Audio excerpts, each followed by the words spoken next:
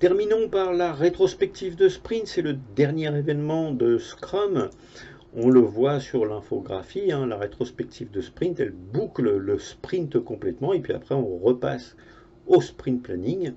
Donc cette rétrospective, elle permet à l'équipe Scrum de réfléchir à des pistes d'amélioration concernant sa qualité et son efficacité. On va donc parler d'efficience, on va mesurer de l'efficience et puis on va parler de qualité et mesurer de la qualité. Dans Scrum, comme dans toutes les approches agiles, on mesure beaucoup de choses. Si vous n'avez pas de KPI, vraiment un conseil, posez-en, créez des KPI, définissez-les, faites-les évoluer en cours de sprint, faites-les évoluer en cours de carrière, c'est pas très important, mais commencez par poser des KPI qui vous donnent des indicateurs de performance et de qualité. Et voyez comment ça évolue. Voyez au fur et à mesure des rétrospectives comment est-ce que ça change. L'intérêt, c'est pas de savoir si on est à 8 sur 10 aujourd'hui, ça n'a pas de sens ça. Mais c'est si on est à 8 sur 10 sur le sprint 1 et qu'on est à 7 sur 10 sur le sprint 15, bah, mes rétrospectives n'ont pas servi à grand chose. Hein. Par contre, si je suis à 8 sur 10 au sprint 1 et à 9 sur 10 au sprint 15, j'ai progressé. Mes rétrospectives ont été utiles. J'ai appris des choses. Je travaille mieux aujourd'hui qu'hier. Et potentiellement, je peux partager ces expériences avec d'autres équipes et faire grandir en maturité toute l'organisation. Donc, dans la rétrospective, l'équipe Scrum va inspecter le déroulement du dernier sprint en ce qui concerne les interactions individuelles. Première chose qu'on va analyser. Comment est-ce qu'on communique les uns avec les autres? Comment est-ce qu'on échange de l'information? Est-ce que c'est fluide? Est-ce que c'est efficace? Est-ce qu'on se comprend? Est-ce qu'on ne se comprend pas? Est-ce qu'il faut utiliser des nouvelles méthodes de reformulation? Est-ce qu'il faut communiquer davantage à l'oral, davantage à l'écrit? On fait beaucoup de visioconférences. Est-ce que c'est bien? Est-ce que c'est pas bien? Est-ce que ce serait mieux en face à face? On échange beaucoup d'informations par des mémos ou par des chats. Est-ce que c'est efficace? Pas efficace? Est-ce qu'on se comprend bien? Ça, c'est de l'inspection des interactions. On va inspecter les processus. Quelles sont nos méthodes de travail? Est-ce qu'elles sont efficaces? Pas efficaces? Est-ce qu'on pourrait mieux faire? Quelle est notre méthode pour faire des estimations lors du sprint planning? Est-ce qu'elle est efficace? Est-ce que c'est le reflet de la réalité? Quand on arrive en fin de sprint, est-ce qu'on se dit bah, finalement c'était beaucoup plus compliqué que ce qu'on avait imaginé? Bah, ça veut dire que notre méthode, elle est faillible. J'ai un problème avec ma méthode. C'est quoi les outils qu'on utilise? Est-ce qu'il y en a d'autres sur le marché? Est-ce qu'il y a un des membres de l'équipe qui peut faire un peu de veille techno sur ce sprint-là pour voir si on a d'autres outils sur le marché, d'autres frameworks? On a vu dans la planification du sprint qu'il y a un certain nombre d'acteurs dans la Scrum Team qui peuvent être moins chargés à certaines périodes du sprint. Bien, aller faire de la veille, c'est toujours un moyen de progresser. Chercher à améliorer des processus qu'on aurait définis comme étant des objectifs lors de la précédente rétrospective, c'est toujours un moyen de progresser. On va inspecter aussi la définition de fini. Est-ce qu'elle est suffisamment exigeante? Est-ce que, lorsqu'on délivre un incrément aux utilisateurs, ils n'ont aucun reproche à nous faire? Ils ne détectent jamais d'anomalie en production. Ça n'arrive jamais. Bah là, on a une bonne définition de fini, a priori. Mais si ça ne leur convient pas, s'ils trouvent que c'est pas très ergonomique, s'ils trouvent qu'il y a carrément des bugs qui les empêchent de travailler, bon bah là on a une définition de fini qui est clairement perfectible. Eh bien on va l'inspecter lors de la rétrospective et voir comment est-ce qu'on pourrait l'améliorer. Donc l'équipe va identifier quels sont, parmi tout ce qu'elle a étudié pendant la rétrospective, les changements qui pourraient apporter le plus de valeur, qu'est-ce qui serait le plus profitable pour l'équipe. Alors, on peut identifier un certain nombre d'autres changements, c'est notamment qu'est-ce qui apporte du confort à l'équipe. Qu'est-ce qui peut nourrir sa bonne humeur? Qu'est-ce qui peut nourrir son efficacité? C'est Une équipe va être beaucoup plus efficace si elle travaille dans la bonne humeur. L'ambiance au sein de l'équipe, c'est un facteur majeur de la performance des équipes. Il y a plein d'études de spécialistes du management qui l'ont déjà démontré, je ne vais pas revenir sur ces éléments-là. C'est vraiment un élément clé. La clarté des objectifs de la mission, c'est le facteur majeur de performance. Le deuxième facteur de performance, c'est l'ambiance au sein de l'équipe. Donc une rétrospective de sprint, où on cherche simplement à améliorer l'ambiance au sein de l'équipe, ça va améliorer la performance de l'équipe. Ça va améliorer sa vélocité. C'est pas anecdotique. C'est pas juste la bande de bisounours. C'est vraiment quelque chose qui permet d'atteindre de la performance. Et il y a des Scrum Masters qui sont spécialisés dans ce domaine-là. On a là affaire à des véritables coachs d'équipe. Donc le time box de cet événement, c'est 3 heures. On ne peut pas faire une succession de réunions qui constituent ensemble cet événement, donc la rétrospective de sprint, avec plus de 3 heures. Mais là encore, hein, ça ne sert à rien de faire une réunion de 3 heures où on fait un brainstorm pendant 3 heures.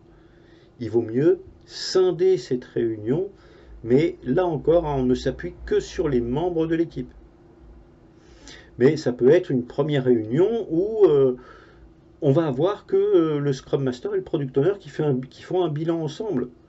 Le Scrum Master va vouloir coacher le Product Owner en solo.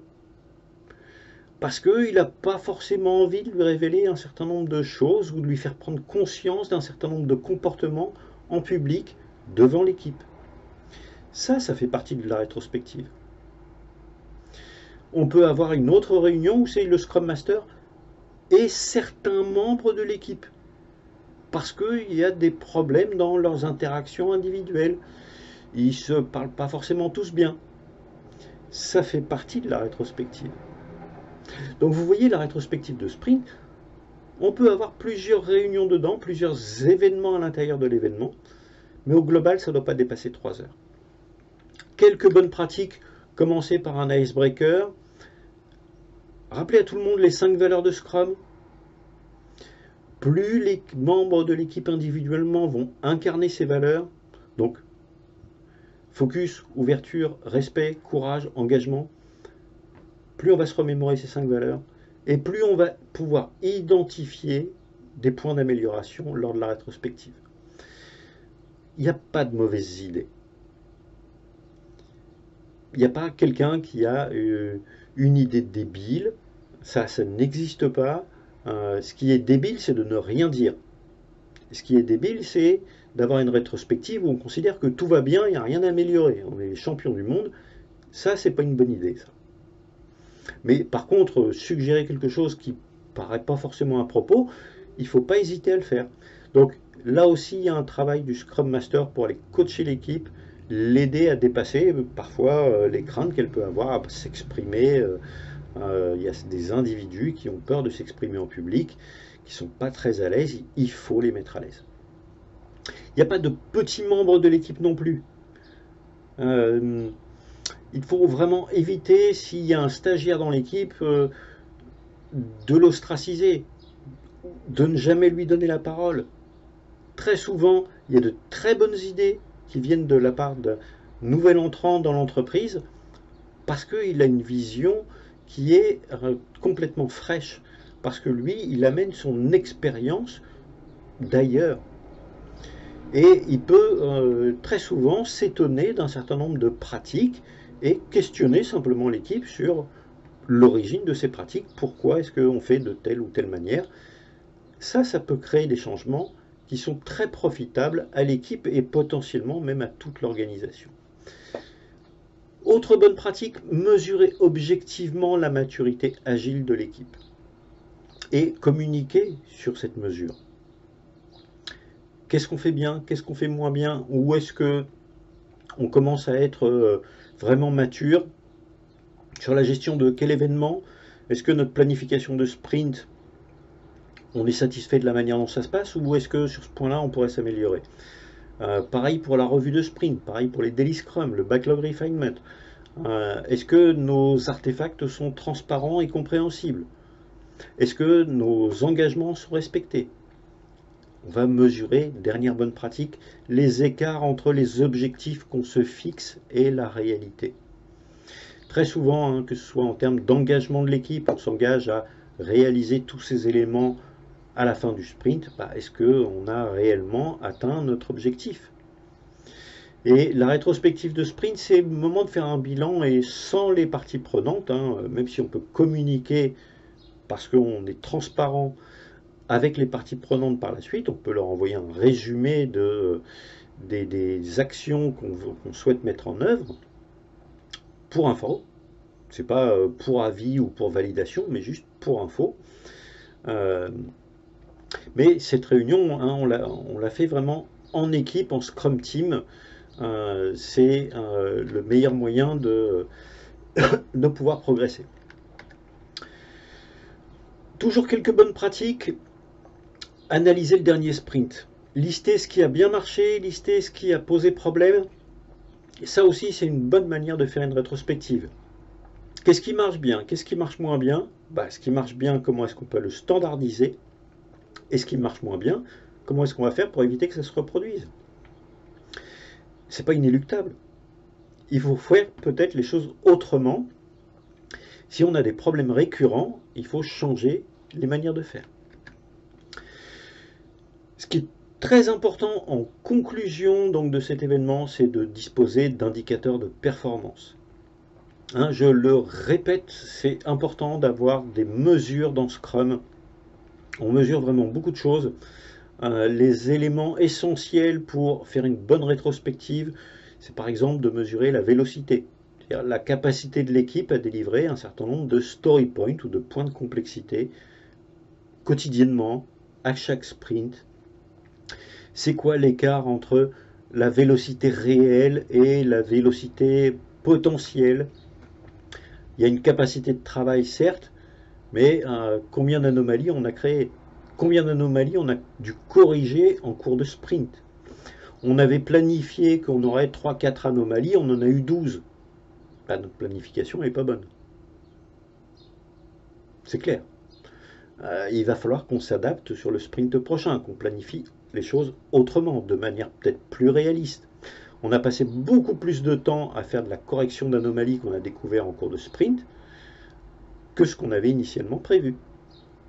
Là encore, il va falloir réviser notre planification. Si je n'ai pas d'indicateur fiable, je ne peux pas faire une rétrospective. Faire le comparatif entre le nombre de tâches planifiées et le nombre de tâches qu'on a découvert dans le sprint. On avait planifié 80 tâches dans le sprint, finalement on en a réalisé 90. Ça veut dire qu'il y en a 10 qu'on a découvert, peut-être même plus, et qu'il a fallu réaliser en dehors de la planification. Donc peut-être que l'équipe, elle a fait des heures supplémentaires, peut-être qu'elle s'est mis du stress. Il ne faut pas qu'une équipe reste en situation de stress pendant plusieurs sprints de suite. Ce n'est pas une bonne pratique de Scrum. Le nombre d'items qu'on a délivrés donne à chaque sprint. Ça aussi, ça peut être une bonne mesure. Et de voir est-ce que les rétrospectives permettent d'accroître ce nombre d'éléments. Le nombre d'anomalies résiduelles, c'est-à-dire que les anomalies qui nous restent à la fin de nos incréments, une fois qu'on a publié nos incréments, est-ce qu'il reste encore des anomalies?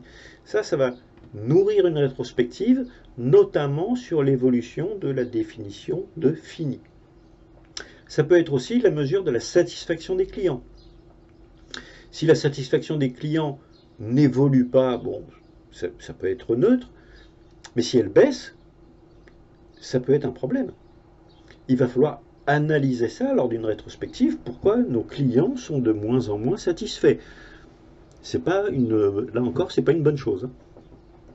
Donc voilà, quelques bonnes pratiques pour mettre en place une rétrospective.